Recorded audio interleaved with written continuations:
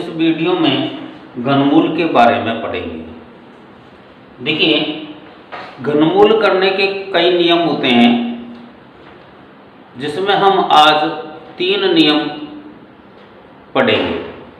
घनमूल करने के 3 नियम हमारे पास होते हैं। एक तो आंकलन विधि से करते हैं, अभाज्य गुणनखंड विधि से करते हैं और भाग विधि से करते हैं। ऐसे हमारे पास 3 नियम होते हैं, लेकिन उन 3 नियमों में कुछ 3 विधियों में हमारे पास ये कुछ नियम काम में आएंगे।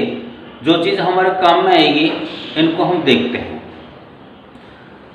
सबसे पहली बात है बीजांक। ये बीजांक क्या होता है, हम इसको समझ लेते हैं।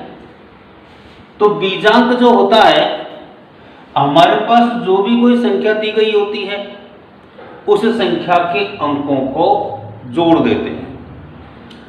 अर्थात दी गई संख्या के अंकों के योग में 9 का भाग देने पर, अंकों के योग में 9 का भाग देने पर जो शेषफल प्राप्त होता है, जो शेषफल बचता है, वही उस संख्या का बीजांक होता है। ये बीजांक की हमारे पास परिभाषा है। हम बीजांक कैसे ज्ञात करते हैं, इस बात को हमको समझना है। दी गई संख्या के अंकों के योग में 9 का भाग देने पर जो शेषफल प्राप्त होता है वह उस संख्या का बीजांक होता है। जैसे मान लीजिए हमारे पास में यहाँ 5, 2, 4, 3 मैंने ये एक संख्या लिखी। तो इस संख्या में हम देख रहे हैं कि 3 और 4 7 और 2 9 और 5 14। हम 14 में 9 का भाग देते हैं तो हमारे पास 5 शेष बचता है, और ये जो 5 शेष बचा वो इस संख्या का बीजांक हो गया।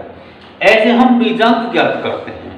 अब बीजांक जब हमारा ज्ञात हो जाता है तो उसके बाद में हम देखते हैं कि पूर्ण घन संख्या की पहचान हम कैसे पता लगाते हैं कि भाई पूर्ण घन संख्या है या नहीं है। तो आप देखिएगा कि जो संख्या होती है उसका बीजांक 0, 1, 8 अथवा 9 होता है, तो वह एक पूर्ण घन संख्या हो जाती है। जैसे अभी यहां हमने देखा था कि इसका बीजांक हमें 5 प्राप्त हुआ है। तो जब ये 5 प्राप्त हुआ है तो इसका मतलब है कि यह एक पूर्ण घन संख्या नहीं है। और इसकी जगह यहां देखते हैं, इस 8921 में सबसे पहले बीजांक देखना है। 1 और 2 3 और 9 12, 8 20 और 6 26। और 26 में हम 9 का भाग देंगे तो शेषफल 8 आ जाएगा, अर्थात बीजांक कितना आ जाएगा 8। जब बीजांक 8 आ गया तो यह हमारे पास क्या हो जाएगी, एक पूर्ण घन संख्या हो गई। तो जब पूर्ण घन संख्या हमारे पास हमको प्राप्त हो गई तो हम ये भी देखें कि भाई घनमूल कैसे ज्ञात करते हैं। मैंने आपको बताया था कि हमारे पास 3 विधियां रहेगी, आकलन विधि, भाग विधि और गुणन विधि। तो हमारे पास में अब हम घनमूल ज्ञात करने के नियम देखते हैं। क्या क्या नियम होते हैं। पहली बात, जब भी हम घनमूल करते हैं तो 3-3 अंकों के जोड़े बनाते हैं। ये जोड़े हमेशा इकाई की ओर से बनाए जाते हैं। तो यहां देखिएगा, संख्या में जितने जोड़े होते हैं उतने ही घनमूल में अंक होते हैं। जैसे हमने वर्गमूल में पढ़े थे, वर्गमूल में हमने 2-2 के जोड़े बनाए थे, और जितने जोड़े होते थे उतने ही उसमें अंक होते हैं। ऐसे ही घनमूल में होते हैं। घनमूल में हमारे 3-3 के जोड़े बनाए जाते हैं, और 3-3 के जोड़े बनने पर जितने जोड़े बनते हैं उतने ही अंक हमारे घनमूल में प्राप्त होते हैं। यदि संख्या का इकाई अंक, देखिएगा अगला नियम, यदि संख्या का इकाई अंक 0, 1, 4, 5, 6 अथवा 9 होता है तो हमारे पास में घनमूल का इकाई अंक भी वही आता है। ये एक पहचान होती है कि यदि संख्या का इकाई अंक 0, 1, 4, 5, 6 अथवा 9 होता है तो घनमूल का इकाई अंक भी वही होता है। फिर बचा क्या, बचा हमारे पास में 2, 3, 7 अथवा 8। यदि ये इकाई के अंक होंगे तो फिर क्या आएगा? देखो, यदि संख्या का इकाई अंक 2, 3, 7 अथवा 8 होता है तो घनमूल का इकाई अंक इनका परम मित्र अंक आता है। अब हमारे सामने समस्या आ गई कि परम मित्र क्या होता है। क्योंकि हम जानते हैं कि हम जब कोई सवाल आसानी से या कोई संख्या मानते हैं, हल करते हैं, तो वहां उसका आधार हम 10 मानते हैं और 10 में से जो भी अंक हमारे पास होता है उसको घटा देते हैं, तो जो शेष बचेगा वही हमारा परम मित्र अंक होगा। जैसे अभी मान लीजिए यहां 2 है, तो 2 का परम मित्र क्या आएगा? हम 10 में से 2 को घटा देंगे तो हमारे पास 8 बच जाएगा। यदि हमारे पास 7 है तो 7 का परम मित्र क्या आएगा? 10 में से 7 घटा देंगे, 3 आ जाएगा। ऐसे हम परम मित्र अंक की पहचान भी कर लेते हैं। तो हमारे पास ये कुछ नियम हैं, इन नियमों के माध्यम से अब हम सवालों को हल करेंगे।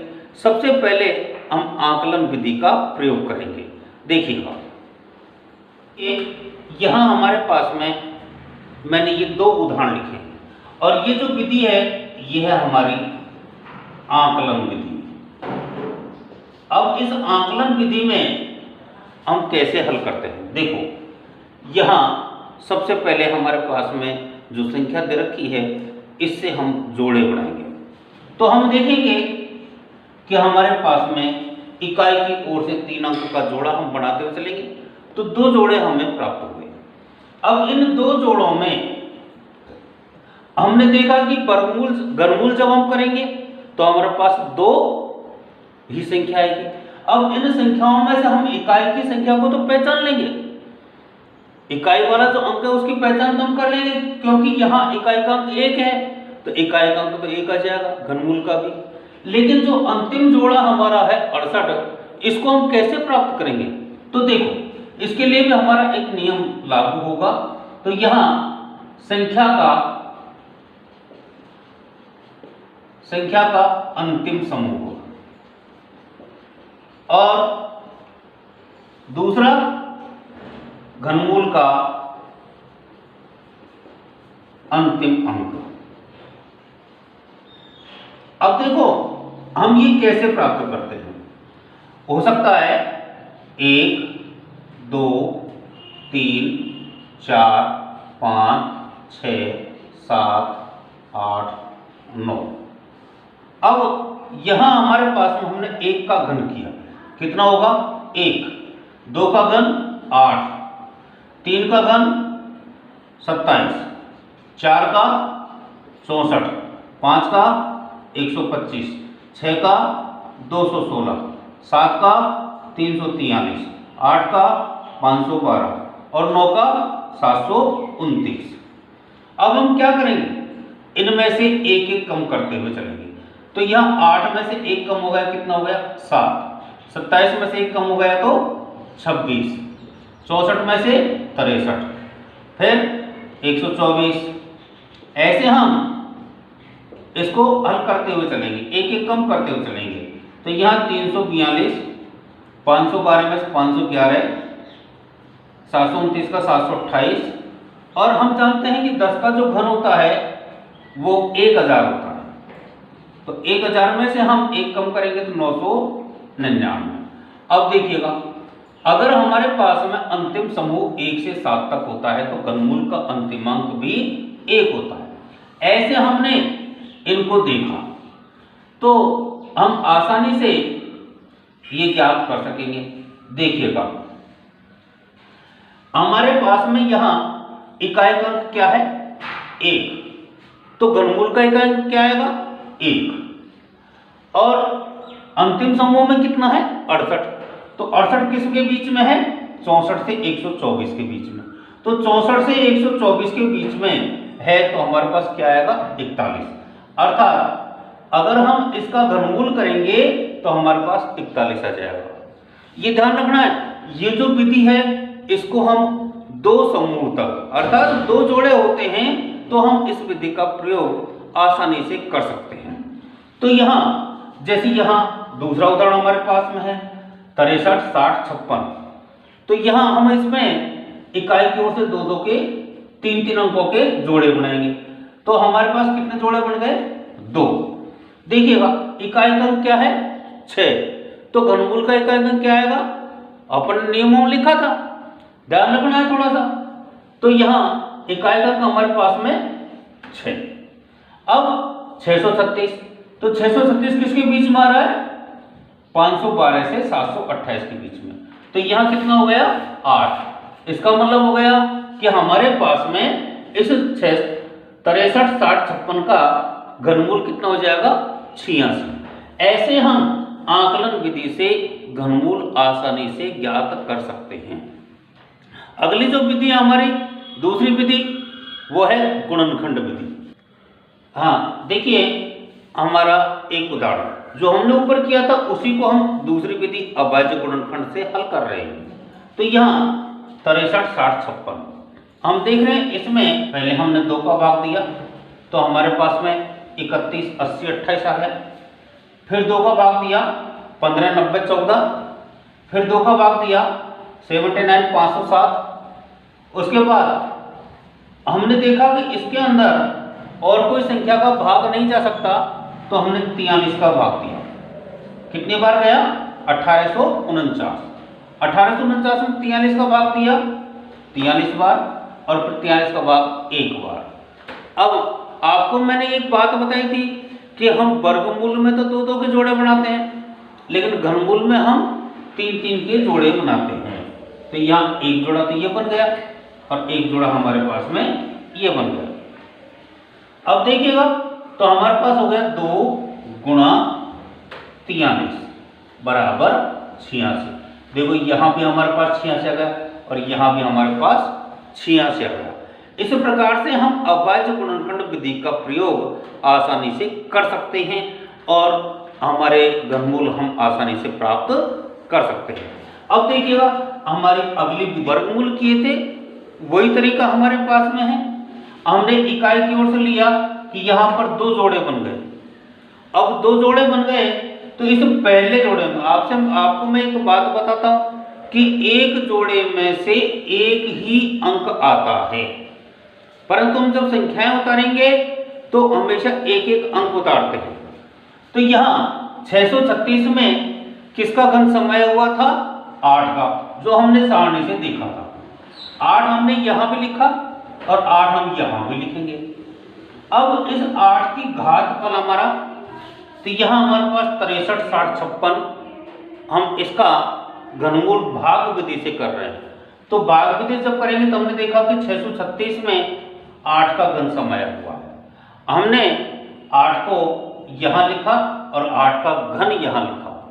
कितना होगा 8 का घन? 512। 512 हमने घटाया तो कितना बच गया? 124।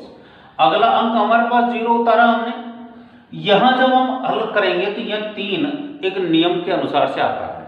तो यहाँ 8 की घात को कम करेंगे और 8 की घात 2 गुणा 3 इनको गुणा करके और 1240 में भाग देंगे तो हमारा कितनी बार जाएगा? 6 बार। और 6 बार भाग देने पर कितना प्राप्त होगा हमें? 1152। अब देखिए हमने देखा कि यहाँ दूसरे जोड़े का भी हमारे पास आ गया, तो उत्तर तो हमारे पास आ गया, लेकिन सवाल पूरा हल नहीं हुआ, क्योंकि हमारे पास अभी ये 5 और 6 अंक बचे हुए हैं। हम इनको पूरा करेंगे। तो ये 3 हमारे पास नियम से है और ये घात 8 की तो कम होती चलेगी, लेकिन अगला जो है उसकी घात बढ़ती हुई चली जाएगी। तो यहाँ हमारे पास देखा 885 में हमने इसको हल किया, 864 आ गया। घटाने पर आगे 21, अगला अंक उतारा 6 की घात 3 बराबर 216। इस प्रकार से हम आसानी से इनको ज्ञात कर सकते हैं। ध्यान रखें। अब आपको हमारे चैनल से जुड़ने के लिए चैनल को सब्सक्राइब करें। धन्यवाद।